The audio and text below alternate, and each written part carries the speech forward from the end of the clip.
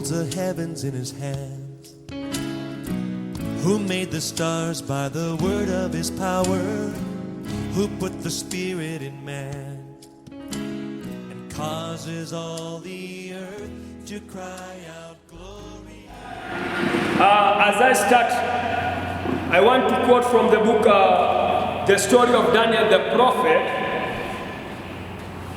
by Haskell, Stephen Nelson Haskell, page 262. Let me start from 261. This is what it says. While men looks on in amazement, angels watch with intense interest to see if man will cooperate with them in using these vast facilities to forward the gospel in the earth. God, from the beginning of Earth's history, has offered life to that nation which will make his word the basis of its education. The Jews were lost as a nation because of the failure to train their children according to its sacred truths.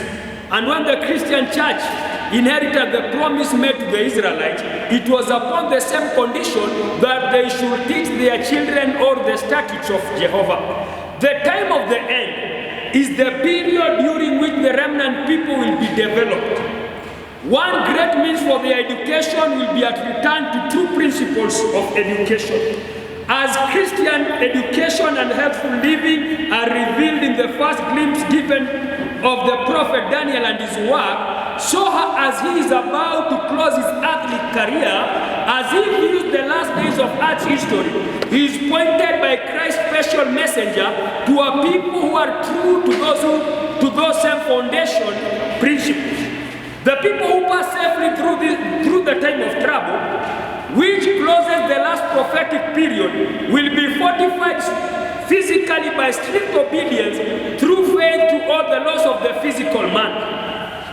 And mentally, they'll be made strong by an education of faith, which separates every family from the culture of Egypt. Listen very carefully. They will be made strong by an education of faith, which separates every family from the culture of Egypt, Babylon, and Greece, and instead turns the hearts of parents to their children, binding them all together in the love of Christ. The time of the end, the period in which we now live, is a time when knowledge shall increase, and as the worldly wise trust more and more to their own wisdom, the faithful followers of God will separate entirely from worldly education. I'm not the one who's quoting these words, but I'm quoting from one of the pioneers, S.N. Haskell, in his book, The Story of Daniel the Prophet. And let me tell you, friends, when you talk about the medical missionary work, it is a work which must bring back people to God. It is a work which must bring us back to where it began, in the land of Eden, in the Garden of Eden, where God alone was the beginner of this work. And that's why it doesn't matter where we come from.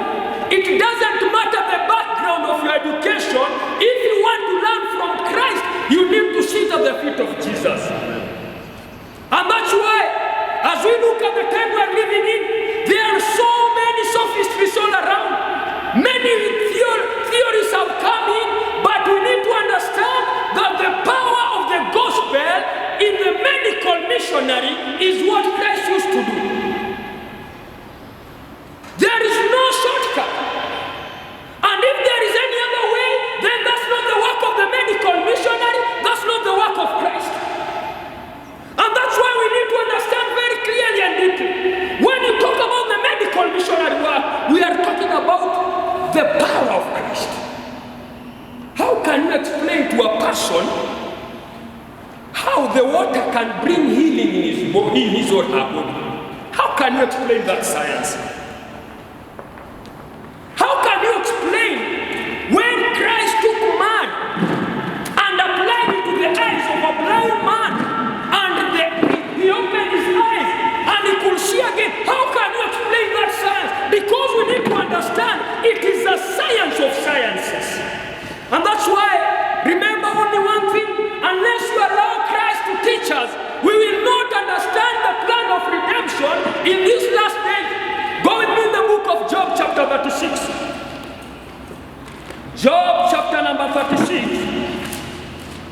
see what the Bible is trying to say here concerning the true education. Verse number 22. This is what the Bible says. Behold, God exalts by his power who teaches like him. We have been to many schools. We have passed through many teachers. But let me tell you, friends, it is only Christ who can teach us according to the plan of heaven. He is the greatest teacher. And that's why we need to understand when we talk about the medical missionary work, what is the purpose of the medical missionary work? What is the science in it that God needs us to understand and to learn and to study the truth about the medical missionary work? Because if you don't understand the plan of redemption in the medical missionary work, then you are not prepared to work with Christ. Christ does not work according to the way we work. He does not go according to our ways, but the only way we can follow and be successful in this work, it is only when Christ is leading. And you know, when Christ is guiding, even his people will not understand the way he works. And that's why I remember these words when Christ was speaking in the book of John chapter 6. John chapter 6, number 6, verse number 66. Listen. I start with verse 60. It says, many therefore of his disciples, when they heard this, said, this is a hard saying, who can hear it? You know, when we talk about the medical missionary work, when we talk about Christ's plan, even the most ardent and faithful followers might think to follow another route, because it is a work which only Christ leads, and it is not according to the world. And that's why Stephen Haskell is very careful when he's not mincing his words when he's talking about the work in the last days and the truth. The people who follow the truth, the most faithful people of God, must follow the footsteps of Christ. And that's why we need to understand. And remember, after Jesus had spoken, again many people said this is a hard saying. Medical missionary, when you want to follow Christ's way, when Christ comes with his way, it is a hard saying. It is a way which you know many people not want to go, but this is the truth, and it is no less than the truth, but because it is the truth. Yesterday I told you that the truth is not the truth because you believe in it. That's not the truth. It's not because that's the truth. But the truth is the truth because it is truth. It doesn't matter where you stand. It doesn't matter what you believe. That when the truth speaks, that's the truth. It doesn't matter if I just try to say, now this one is the truth, this one is not the truth, this is what I follow, this is not what I follow. The truth is truth. It doesn't matter if you believe in it or not. That's the truth. And the gospel is the truth, and it has no shortcut. When God speaks about this message, we need to understand He's not speaking because He wants many people to believe, but He's speaking because that's the truth. And that's why after many had said this is a hard saying, in verse 66 and 67, this is what it said. From that time many of the disciples went back and walked no more with Him. Then said Jesus unto the 12, will you also go away? Friends, we know that it was many who were following Jesus because they were after something. They thought that Jesus will bring the kingdom of this world.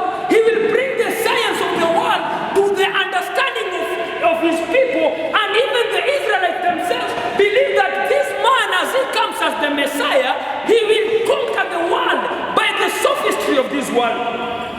But remember, Jesus was not coming with that idea. Jesus was coming with another idea, and that's why the Israelites themselves decided to crucify him. And when they knew that this man is not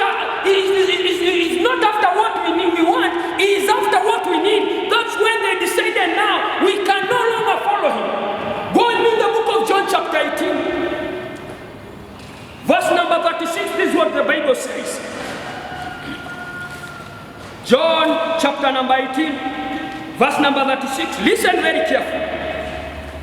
Jesus answered, my kingdom is not of this world. If my kingdom of this world, then will my servants fight that I should not be delivered to the Jews. But now is my kingdom not from here. Let me tell you, this is the science of sciences. And this is the true science. The science from heaven. The medical missionary is the work of God. It is the work from God himself.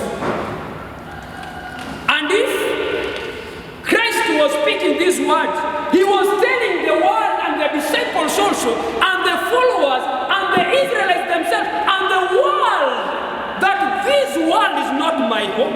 I am not after the world. I am not after what the world is looking for. I am not after the knowledge and the wisdom of the world. What I want to do, I am bringing you another education, and that's the true education. And when the Israelites said that, because Jesus changed their mind from the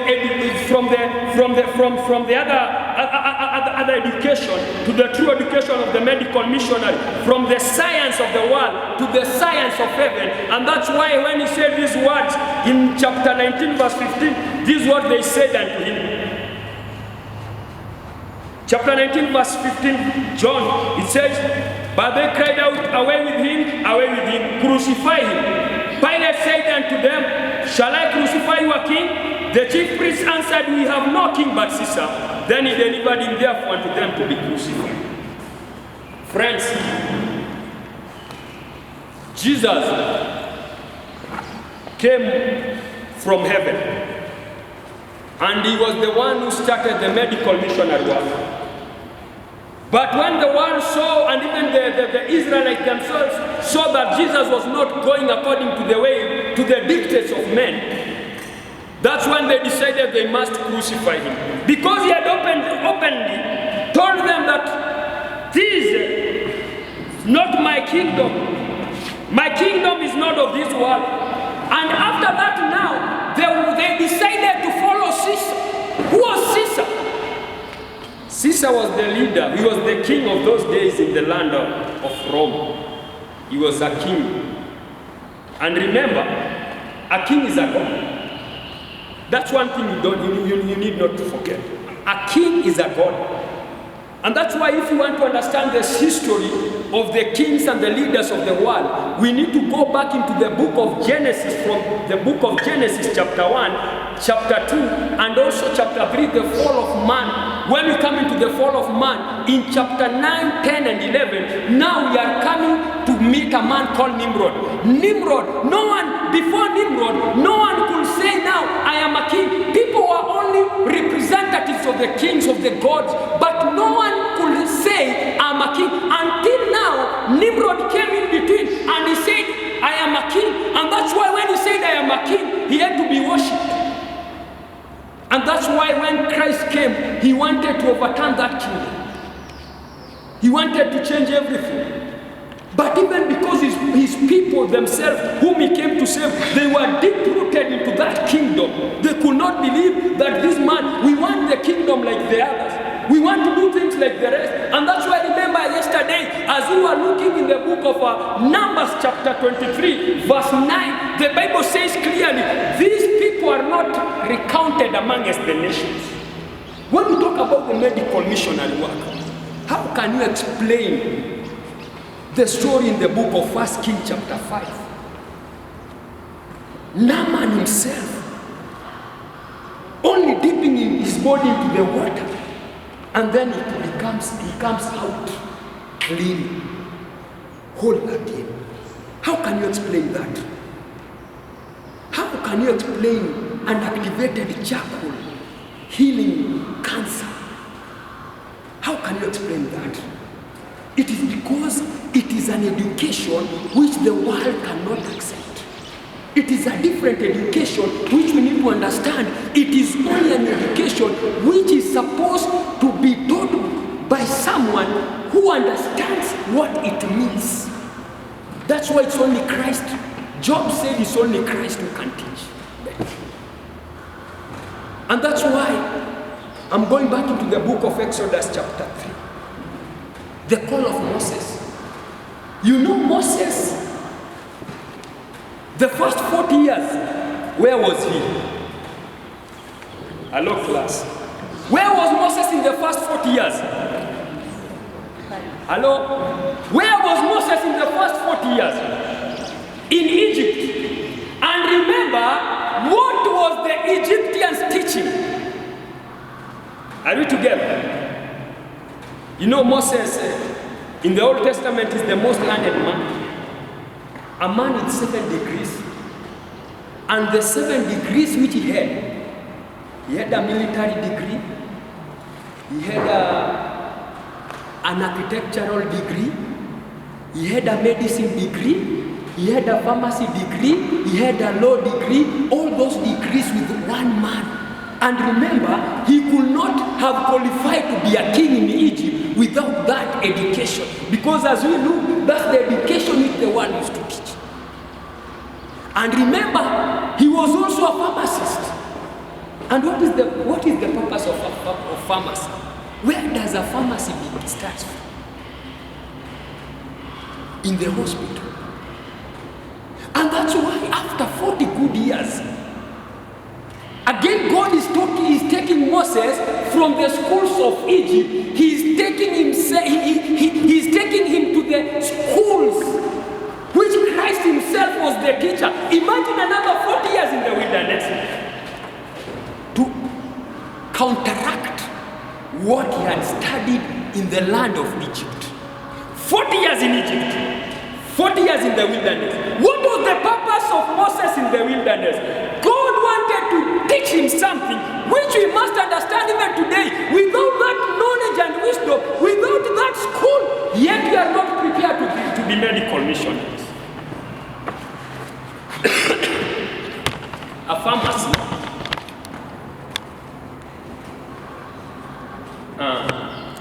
pharmacy and hospital. Are you together? PHA. That's what Moses studied in the land of Egypt. For 40 good years in his first part of his life.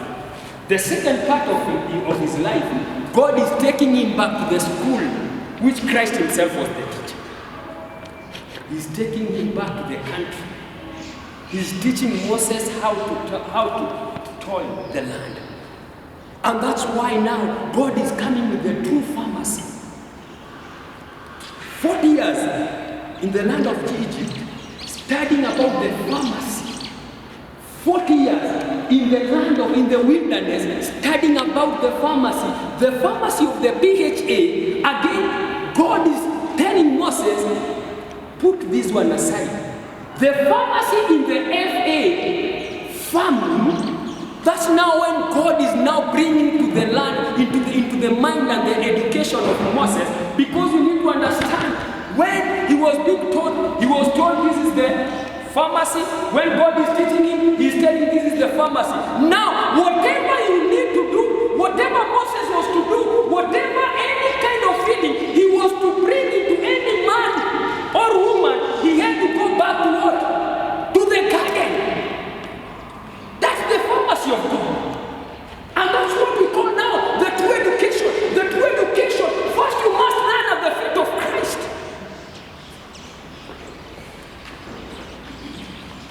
And that's why we need to be very careful. Who is our teacher?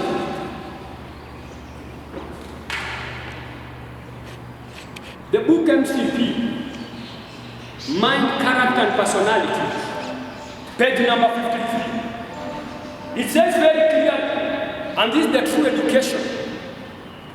Let me go there far. I want, if you are there with me, I just want to go there very quick.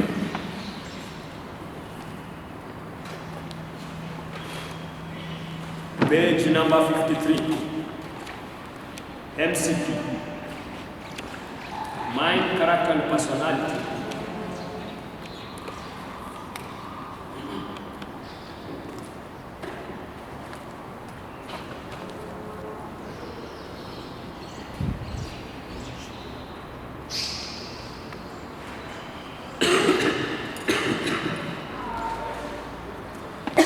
volume number 1. Mind, Character and Personality, volume 1, page 53, is what it says.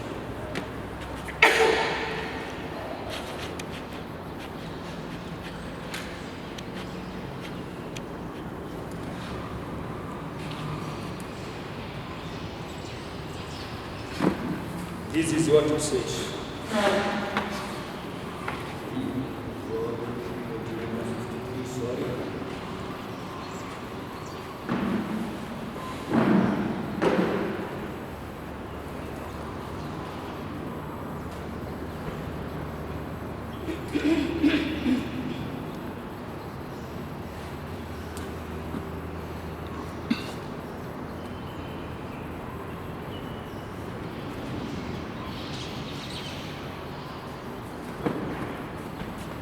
Says,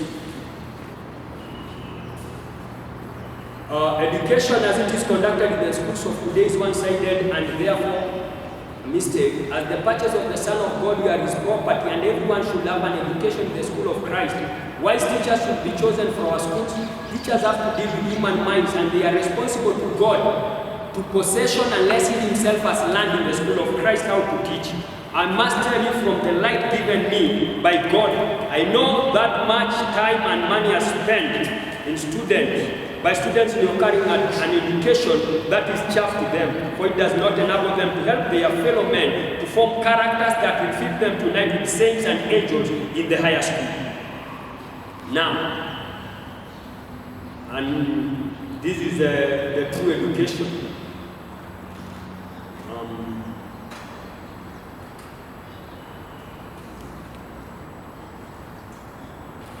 I think it's still there.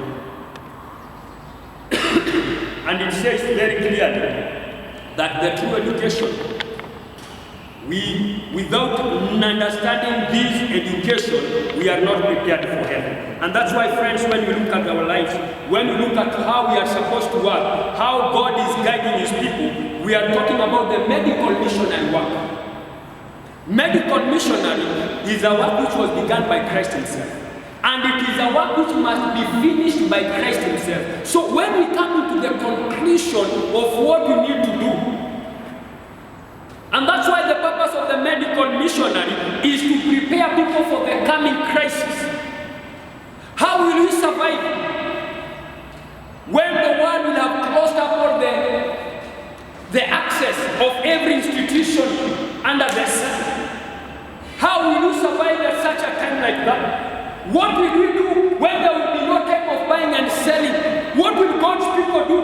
That's why we are studying and we are learning the medical missionary, so that we will be prepared when that time comes. And that time is almost here. As you look, those who are students of prophecy, as we look what is coming ahead, the crisis ahead, the world is well prepared. And if we are not well prepared, then the world will overtake us. And that's why, if the medical missionary work, its purpose is only to get money, or to go and do other things which will bring profit, then it is better we do another business. Then it's better we go into other things, because that's not the purpose of the medical missionary. The purpose of medical missionary is to bring people to Christ. When someone comes and he asks you, how did it happen? You'll guide him to Christ, and will tell him that it is Christ who has helped me understand this. We need to understand, and we need to study. We need to know why we have been called into this world. We will be a spectacle to the world and also to the angels if we follow the precepts of Christ himself. And time is now. God must raise his people. He must raise the standard of his people so that we can understand what we need to do. Moses, after the 40 years in the wilderness, that's when God is coming and calling Moses. Remember Moses, when after 40 years in the land of Egypt, he's telling God, I'm prepared. Send me and go and save thy people. God is telling Moses, no, Moses, you are not prepared. God is telling Moses, you are not prepared. Moses is telling God, I'm prepared. You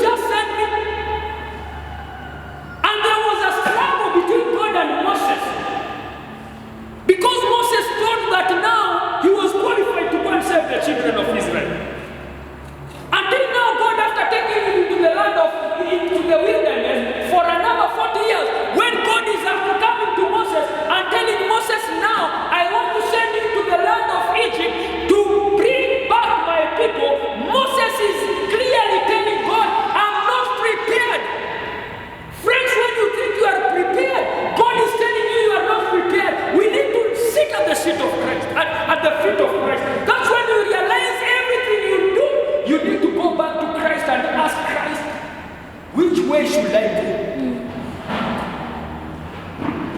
But when you think you know much, when you think that you are qualified, you will just move forward on your own. Christ is not following thee, nor is he ahead of you, because you think you understand, you think you know, and that's why the experience of medical missionary, it is an experience which we need to be on our knees each and every time. We are dealing with sick people, mentally, physically, and spiritually. That person, you must guide him to Christ. You must let him or her know that it is Christ who healeth, but not me. It is only Christ when you look at Christ. And let me tell you, it is not a matter of physical alone. That's why we call it comprehensive health ministries. Because it deals with spiritual, mental, and physical. And that's the work of each and every person who wants to engage in this ministry. It is a ministry of Christ. Christ was the first medical missionary. How can you explain the first operation which was done in the Garden of Eden? What did Jesus use when he was creating Adam?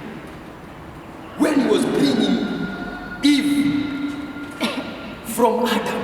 That's an experience. That's a science which we need to understand, but it's not explained. It can't be explained. How can I explain it unto you so that you can understand that this is what Christ did? Friends, we are on the highway.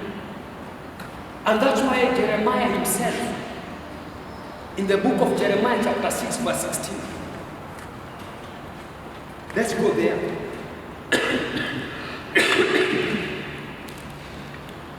Jeremiah chapter 6 verse number 16 says, "Thus says the Lord, stand in the ways and see, and ask for the old paths, where the good way is, and walk in it, and you shall find rest for your souls. But they say, we will not walk in it." That's the work of the medical missionary. That's the medical missionary. The work of Christ. Stand in the ways and see and ask for the old paths. That's why as God is winding up, as the angel is winding up his work, as the angel folds his wings to close the work, before he does that, God must raise a generation which must go back into the writing book. And we ask ourselves, where did we go wrong? Because the medical missionary work is the work of in the last generation which Christ was. Medical missionary work, as we study and as we understand the purpose of the medical missionary work, we need to do things. And that's why I ask you, how many people have this book? The Medical Ministry by Ellen G. White. If you don't have this book, go and look for this book. We treat people without drugs. That's the medical missionary work. We don't need to use drugs because we need to do things different from the way the world is doing. And that's why when we talk about the pharmacy, again I repeat those words very clearly. The pharmacy of the world, which Moses had to learn in 40 years in Egypt. When he went into the wilderness for another 40 years, God had to unlearn. He had to unlearn. Moses had to unlearn what he had learned in Egypt. And that's why God is taking back into pharmacy. From the pharmacy of PHA to the pharmacy of FARN. That's why we need to go back. And we need to understand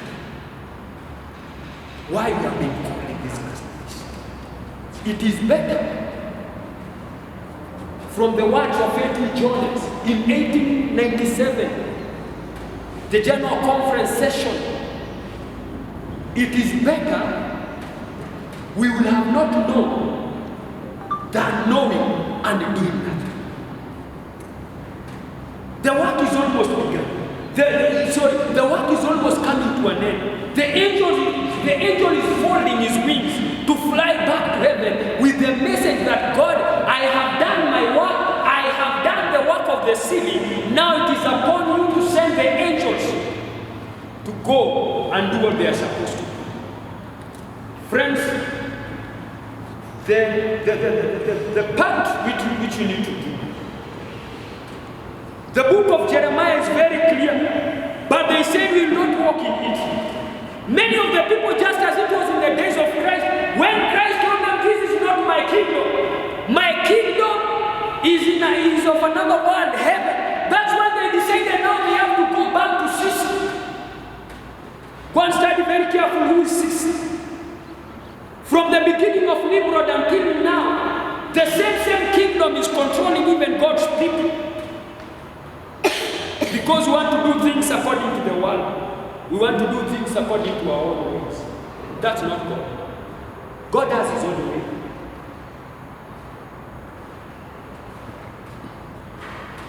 And that's why the truth is not what you believe in. Just because that's now we believe in it, that's the truth. That's not the truth. The truth is the truth because it is the truth. Even if you believe it or not, that's the truth. And that's how God speaks. And God does not look at the majority. He looks at the few people who are ready to follow.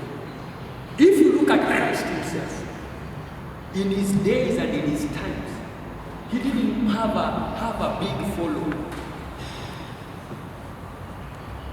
And that's why he's asking the disciples, the 12. You know, Christ, when he was starting his ministry, he had 70 disciples. But at the time when he's reaching at that crossroad,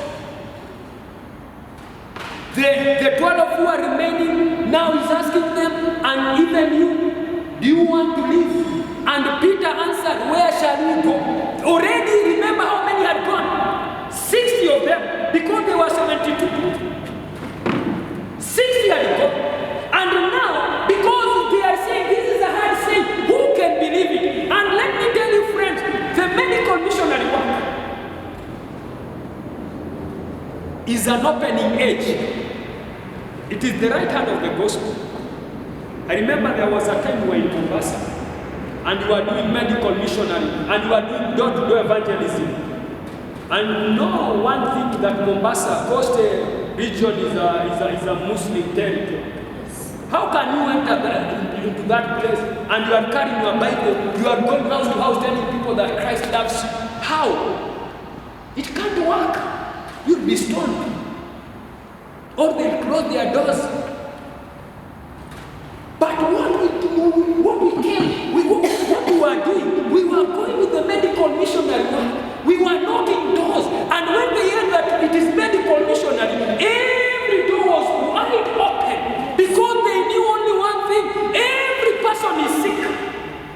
And it is only the medical missionary work which can deal with all three aspects of health.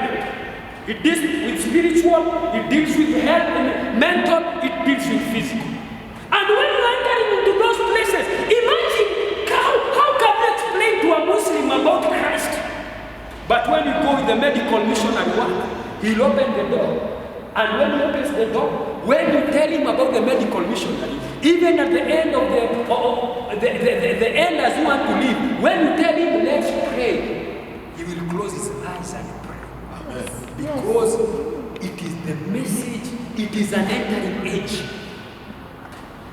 And it is something which is very totally different from the world. That's what we are supposed to do. And that's why when the disciples followed Christ, all the 72 were after Christ. But when it came into that time, the 60 decided to go back. They remained with only 12. And Jesus is asking them, are you also ready to live? Where shall we go? Where can we go? Friends, you know when you talk about the medical, the true, no, I'm not just talking about the medical missionary. I'm talking about the true medical missionary. You know it's something you need to sacrifice.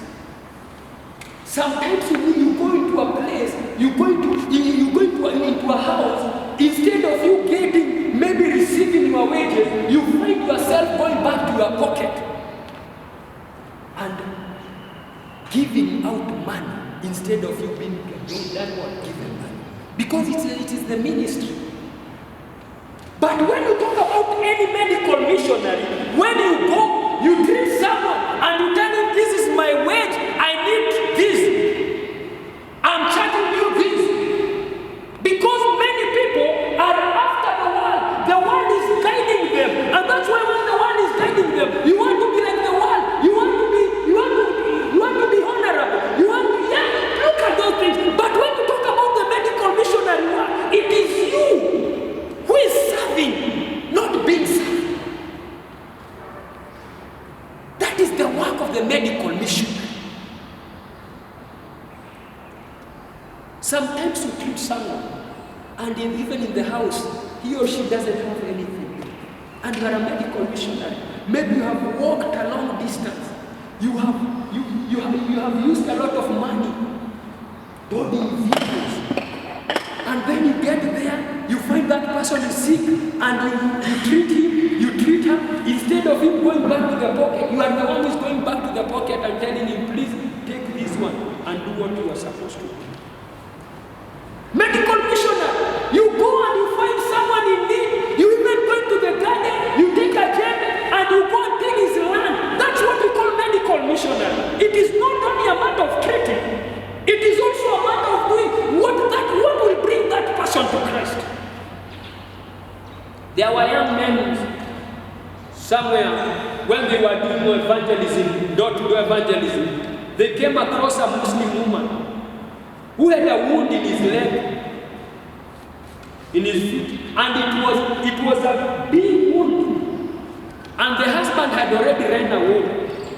The house was merry. There was no one to help her. And when they entered that house, they looked at the situation and they looked at that woman. They had pity on her, and then they told her, "We'll come back tomorrow," never knowing what they are coming back to do. They went and they organized. They bought foodstuffs and they came to that woman, and they decided now they are doing the medical missionary work. Some of them, they divided the work. You will do the house cleaning. You will do you will wash the clothes. You will treat this lady. And by the end of the day, and some of them even cooked for that lady what they have come with. And they ate together. And they left. And the woman was healing. The wound was healing. After a week, already the wound had healed. And the husband came back to see what was going on. And she told him, there were young men who came here, and they are the ones who helped me. And they were coming back again and again to look at that woman. And that woman told them, I want to go to the church which you attend. I want to worship your God. I want to worship you. That Muslim woman, with her husband, not alone. The following week, the following Sabbath, they were in church, seated, worshiping the Lord. What is the purpose of the medical mission? Is it just a purpose of knowing how to do ball ties? Is it just a matter of healing? Then you say, now I'm a medical missionary. Friends, that's not the work of the medical missionary. Medical missionary is a call. It is a sacrifice. And that's what Jesus used to do. We must follow the footsteps of Christ. And that's why Jeremiah is saying, because of what we are being told, we go back into the highway and we have the old path. And when we have asked, we follow that path. But how many people are ready to follow the path? Many say they will not follow that. As I wind up, this is what I want to say, friends. God has his own way. The world has its own way. It is upon you, it is upon me to decide, whom am I supposed to follow? Whom am I supposed to listen? And we must sit at the seat of Christ to learn from him, because he's the greatest teacher who have ever lived. Nicodemus that night, when he came to Christ, he left a changed man. But it was until after 3 years, when he saw Christ on the top of the cross, that's when he said, surely, these are man. What he had been told three and a half years back. After 3 years now, that's what, when he sees, surely, this is a man of God. You can do what is right, but it might not be revealed at the same time, that same day. But after, maybe you never know, 10 years or 5 years, God will do his work, and he will do his way, his own way, to bring that man to salvation. That is the work of the medical commission. And it is totally different the way the world believes in. We need to come back into the school of Christ.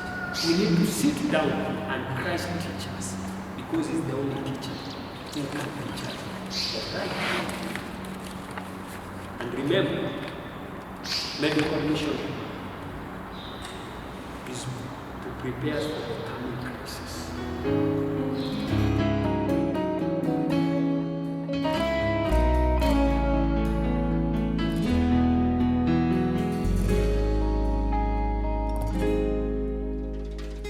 Who holds the heavens in his hands?